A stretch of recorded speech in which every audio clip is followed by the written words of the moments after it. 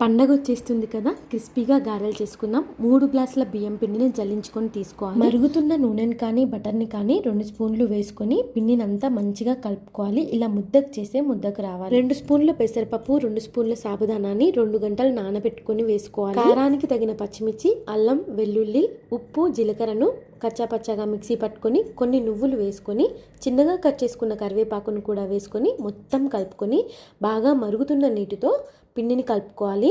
నీళ్లను కొంచెం కొంచెం వేస్తూ సరిపోయేంత కలుపుకొని మంచిగా మెత్తగా ఒత్తుకొని పెట్టుకోవాలి. చిన్న చిన్న బాల్స్లా చేసుకొని చిన్న చిన్న చెక్కల్లాగా ఒత్తుకోవడం. బాగా కాచిన నూనె కానీ బటర్ కానీ వేయడం వల్ల అప్పాలు చాలా క్రిస్పీగా వస్తాయి. వేడి నీళ్ళతో కలుపుకుంటే కూడా గుల్లగా వస్తాయి. డీప్ ఫ్రైకి ఆయిల్ పెట్టుకొని అప్పాలన్నీ కొన్ని ఒత్తేసుకొని మిగతా పిండి మీద కర్చీఫ్ కప్పుకొని పెట్టుకోండి. పిండి ఆరిపోకుండా అప్పాలు చాలా చక్కగా వస్తాయి. మీరు ఈ పండుగకి ఏం అప్పాలు చేసుకుంటున్నారు? మేమైతే వీటిని గారెలు అంటాం, కొంతమంది చెక్కలు అంటారు. తినడం చాలా